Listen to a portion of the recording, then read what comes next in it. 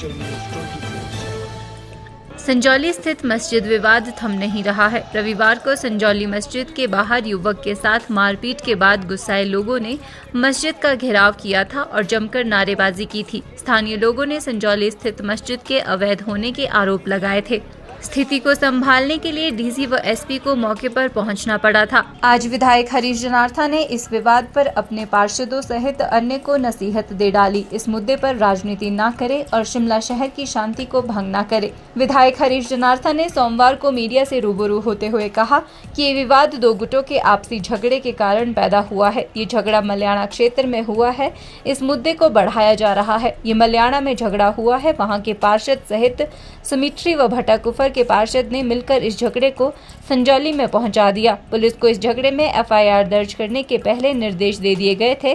उन्होंने कहा कि इस मामले को हिंदू व मुस्लिम समुदाय का रूप दे दिया गया है, वो बिल्कुल गलत है। शिमला एक शांति प्रिय जगह है और इसकी शांति भंग न करे। उन्होंने कहा जो अवैध मस्जिद की बात कर रहे हैं तो ये मस्जिद 1950 से पहले की है। यहाँ जो अवैध निर्माण हुआ है उसका मामला चल रहा है और उसकी सुनवाई शनिवार को है। वक्फ बोर्ड इस केस को लड़ रहा है। ये मामला 2009 से चल रहा है। इसके बाद कितनी सरकारें आई, इस मामले में किसी धर्म समुदाय पर बोलना उचित नहीं। उन्होंने कहा कि कल जो विवाद हुआ उसमें अधिकतर लोग भट्टाकुफर व मल्याणा क्षेत्र के थे और कुछ कांग्रेस के पार्षद भी थे।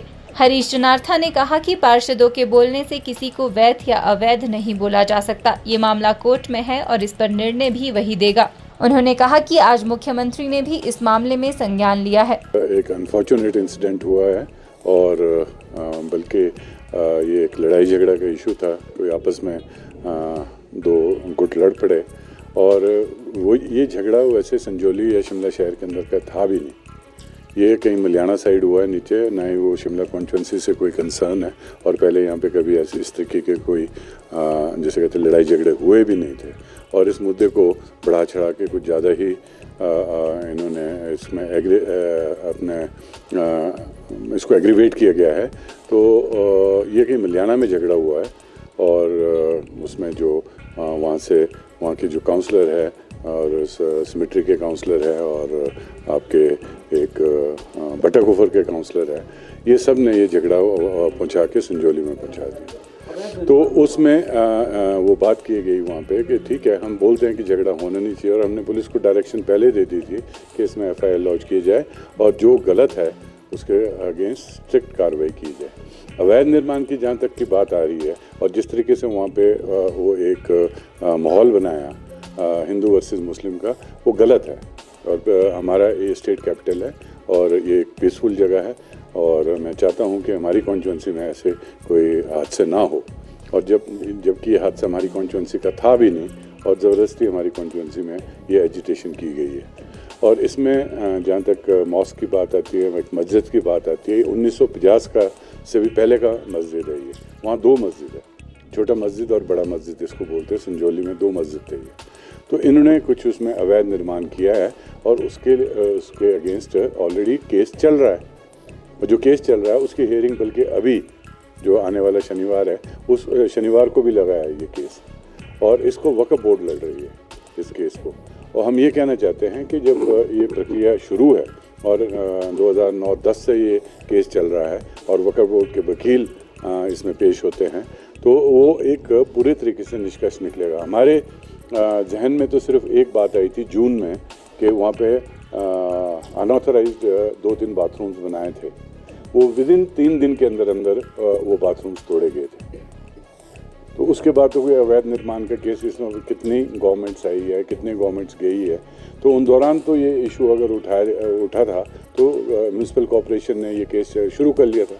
उस टाइम यहाँ पे कमिश्नर पंकज राय होते थे और हमारी जो अब ऑपोजिशन में है गवर्नमेंट, उस टाइम वो सत्ता पक्ष में थी। तो केस शुरू हुआ उस टाइम और केस में टाइम लग रहा है। अभी उसके बाद उनके पास भी अपील है, उनके वकील भी आते हैं, करते हैं और मुझे मालूम है कि वो अवैध निर्माण वहाँ पे हुआ है। जहाँ तक की बात आप कहते हैं कि एक कोई पर्टिकुलर धर्म के या किसी चीज़ के लोगों पे आप डायरेक्टली बोलने के ये चाहते हैं कि कोर्ट भी यहाँ लगाया जाए और कोर्ट में भी फैसला यहाँ किया जाए, वो तो एक कानूनी प्रक्रिया होती है। कोर्ट सड़कों पे नहीं लगता है। कोर्ट में इसमें अगर देखा जाए, कल मैंने ये जो वीडियोज़ है, मैंने सारे वीडियोज़ इसको रिपीटेडली देखे हैं, जो भी मेरे पास इसकी न्यूज़ आई थी। अनफॉर्चुनेटली मैं कहीं आउट ऑफ स्टेशन था, मैं शहर में नहीं था, तो जब मैंने वो वीडियोज़ देखे हैं और उसमें मैंने जो देखा, एक पर्टिकुलर पार्टी के लोग वहाँ पे मैक्सिमम उसमें थे। हम मानते हैं कि हमारे भी उसमें कोई काउंसलर्स थे, 2-3 काउंसलर्स थे, और बाकी मैक्सिमम जो लोग थे वो सब भट्टा कुफर, चमियाना, मलियाना साइड के थे।